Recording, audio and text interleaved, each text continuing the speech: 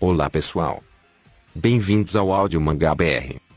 Vamos contar histórias de mangás para aqueles que não podem ler, dando a oportunidade de conhecerem as histórias, nem que sejam por áudios. Se gostarem desse tipo de conteúdo e gostarem do nosso trabalho, deixem o seu gostei, se inscrevam no canal e compartilhem os vídeos. Vai nos ajudar bastante e ajuda a chegar em quem precisa dessa acessibilidade. Todos temos direitos e vamos fazer o possível para melhorar a acessibilidade cultural. Muito obrigado. Vamos ao prólogo do começo da história. O caminho das almas errantes. Os espíritos que habitam as florestas, os deuses e os budas. Existem pessoas que podem se misturar livremente com eles e usar os poderes deles neste mundo.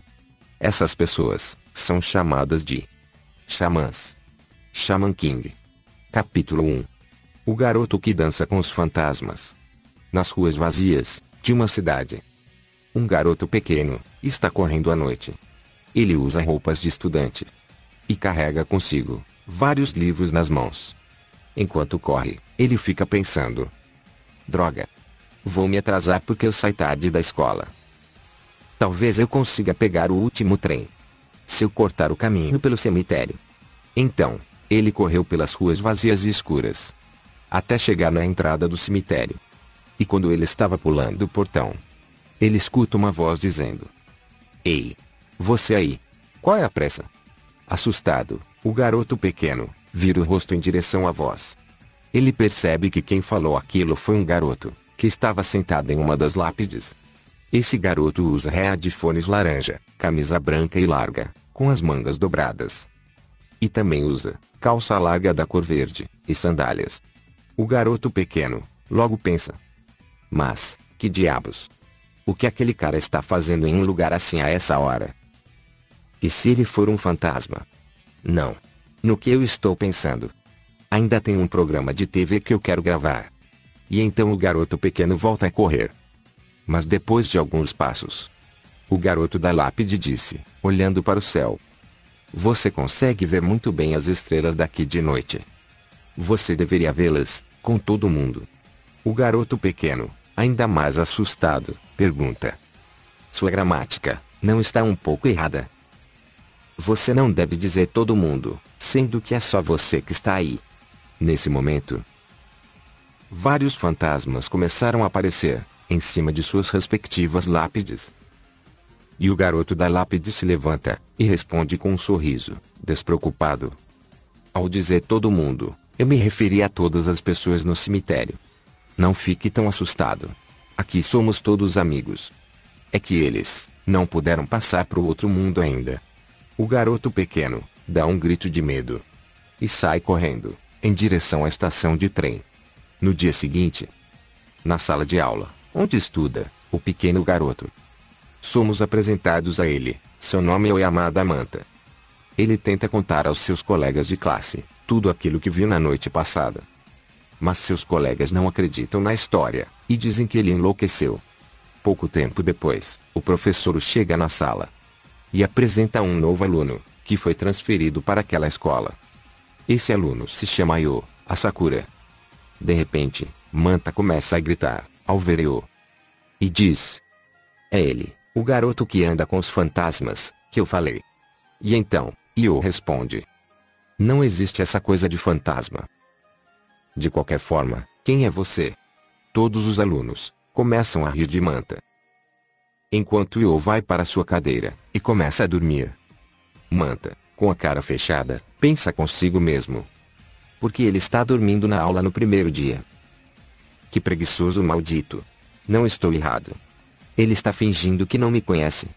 Não importa o que me custe, vou revelar sua real natureza. Depois que a aula acabou, Manta foi atrás de Yo e começou a persegui-lo. Ele planeja segui-lo até onde ele mora para descobrir toda a verdade. Mas, em vez de ir para casa, Yo foi até uma ponte sobre um rio na cidade e começou a apreciar a paisagem. Depois de 3 horas, parado no mesmo lugar, Yo finalmente diz: como é bom ficar sozinho com a natureza. Manta fica impaciente Enquanto se escondia atrás de um poste, ele grita alto. Mas que perda de tempo! Qual é a diversão? Em ficar o dia todo, vendo o rio. Yu descobre Manta. Yu chama para se sentar na grama, perto do rio. E começa dizendo: Entendo. Então você estava me seguindo. Não é algo bom de se fazer. Estranhando a reação de Yu, Manta pergunta: Você não está bravo? Yu responde perguntando: O que? Eu deveria ficar bravo? Você só me seguiu, porque eu fingi que não te conhecia na escola, né? Manta, nervoso, começa a gritar. Então, era você. Eu sabia. Yu dá um pequeno sorriso, e fala: Eu não queria causar nenhum problema. Só prefiro que as pessoas da escola não saibam do meu segredo. A verdade é que eu vim aqui para treinar. Porque eu sou um xamã. Manta, surpreso, pergunta: Xamã? O que é um xamã? Porque você me contou o seu segredo. Yu começa a se afastar, e fala: Xamã é a pessoa que une esse mundo ao próximo. Manta, se tiver qualquer coisa que te preocupe, me chame a qualquer hora, que eu te ajudo. No dia seguinte, Manta fica resmungando durante a aula, sobre sua conversa com Yu. E se surpreende, ao ver a palavra xamã no livro em sua mão, pois está escrito o seguinte: Xamã. Alguém que consegue entrar em transe e se comunicar com espíritos e deuses diretamente. Manta começa a ficar pensativo, e para de prestar atenção à aula. Seu professor chama sua atenção por causa disso, fazendo com que ele ficasse de mau humor pelo resto do dia. E então Manta vai para casa, enquanto inveja da despreocupada e diferente vida que Yu tem. Enquanto isso, no cemitério, um grupo de rapazes aparece bebendo e fumando. Eles falam entre si: Ainda bem que achamos esse lugarzinho. Tudo isso, graças ao chefe Ryu. Tem lojas perto, e ninguém reclama do barulho.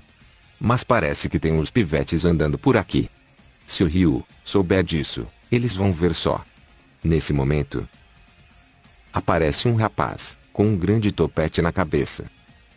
Ele usa roupas brancas e descoladas. Segura uma espada, de madeira, e um cigarro nas mãos. Ele pisa em uma lápide. E começa seu diálogo, dizendo: Pivetes têm vindo ao meu lugar, sem minha permissão. Vou mostrar a eles como ter o devido respeito ao rio da espada de madeira. Mas assim que ele falou isso, um dos rapazes começou a dizer assustado: Chefe Ryu, essa é a lápide do Amidamaru. É a lenda mais famosa do distrito. Ele era um samurai, de 600 anos atrás, que era temido por ter matado muitas pessoas. Ele foi executado, e montaram essa lápide para prender seu espírito vingativo. Se você não respeitar a lápide, uma maldição cairá sobre você. Ao escutar isso, Ryu segura sua espada de madeira com firmeza e a usa para quebrar a pedra do túmulo do Amidamaru, surpreendendo a todos. E então, ele fala: Maldição, tumbas, pra mim tanto faz. Se existem fantasmas aqui, o que eles fariam sem braços e pernas? Ah. Viram? Os mortos não podem fazer nada. Nesse momento, eles escutam o barulho próximo a eles.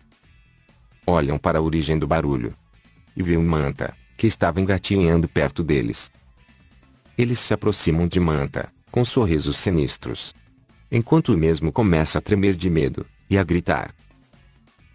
No dia seguinte, os estudantes começam a rir ao ver Manta, que está com faixas cobrindo a cabeça e o braço direito. Quando Manta está para começar a chorar, ele escuta a voz de Yu, atrás dele, falando: Fantasmas existem. Eu fiquei sabendo do incidente, pelo cara do cemitério. Manta, vamos acabar com eles. Yu começa a arrastar Manta, que está gritando: Eu não quero a sua ajuda. Quem que te pediu ajuda? E por que você quer me ajudar? Yu responde: Porque você é o meu amigo. Esse é o motivo de querer ajudá-lo. Quando eu era pequeno, meu avô me disse que pessoas que podem ver espíritos não podem ser ruins. Naquela noite, eu te contei o meu segredo, porque você podia vê-los. E agora nós somos amigos. Ok? E Manta responde: Não está nada ok. Quem iria querer ser amigo de um cara de aparência tão desleixada? E outra, você tem alguma ideia de como assustar eles? Eles são muitos. E também tem aquele cara com a espada de madeira. Ele é mau e perigoso. Alguém como você não teria nenhuma chance de vencê-los. E então Leon fala: Ah é? Eu sou muito fraco. Mas como aquele cara usa uma espada de madeira? Eu tenho um forte amigo que com certeza nos ajudará. Vamos ficar bem. Um tempo depois, Io e Manta aparecem no cemitério, tentando expulsar os delinquentes. E o valentão, Ryu, fala: Hã? Você quer que nós vamos embora? Vou mandá-los para o outro mundo. Io fala: Como eu disse, meus amigos do outro mundo dizem que vocês estão incomodando. Ryu responde convencido. Como se eles pudessem fazer algo. Io, com confiança, fala: Você quer que eles façam algo? Tem alguns deles que querem brigar mesmo com você. Não é mesmo, Amidamaru? Nesse momento, aparece um espírito de um samurai, com a cara irritada, atrás do jovem Io. Ele tem cabelos longos e brancos, e usa um kimono preto, com uma capa branca por cima. Tem duas espadas, uma em cada lado da cintura, e também usa braçadeiras e protetores de ombros. E então Amidamaru, já irritado, saca uma de suas espadas, dizendo: Eu agradeço a chance de retribuir a humilhação de antes, Yodo Ano. Ao ver Amidamaru, Manta fica assustado e começa a pensar: Humilhação? Será que esse é o fantasma, dono daquela tumba de ontem? Se ele for realmente Amidamaru, ele não terá nenhum problema em acabar com aqueles caras. Mas esses caras nem podem vê-lo. Ele é só um espírito. Ele não pode tocá-los. Ryu manda 2 de seus homens atacarem os garotos, Io e Manta. Manta começa a se desesperar, enquanto Io fala confiante: Bem, Amidamaru, vamos ver o que podemos fazer, se combinarmos suas técnicas de espada com minha habilidade. Seremos invencíveis. Amidamaru forma Hitodama. O espírito de Amidamaru se concentra em formato de esfera, na mão direita de Io. Enquanto Io pega uma espada de madeira, próximo a ele, e começa a levar a mão direita em direção ao peito, dizendo: Como eu disse, xamãs são aqueles que podem unir esse mundo com o outro. Vamos. Ryoi, Gatai. Manta, surpreso, diz: O que? Ele absorveu a alma, com o seu corpo. E assim que os 2 capangas de Ryu chegaram perto, Io terminou de absorver o espírito e usou a espada de madeira para mandar os 2 homens ao chão. Manta, ainda mais surpreso, vê em seu livro que a palavra Ryoi se refere ao ato de ser possuído, e diz: Não pode ser. Ele realmente pode unir os 2 mundos. Ryu também se surpreende e pensa: O que aconteceu? Ele parece ser outra pessoa. Em seguida, Ryu diz: Sua habilidade não é de amador. Io começa a rir, dizendo: Não há muitas armas razoáveis por aqui. Mas essa vai ser mais que suficiente para acabar com vocês. Agora é a nossa vez. Io se vira para Ryu e continua dizendo: Qual o problema? Depois de vislumbrar uma técnica assassina, ficou com medo de usar sua própria espada. Ryu fica nervoso e usa sua arma para atacar Io, enquanto Manta grita: Não ataque. Ele irá matá-lo.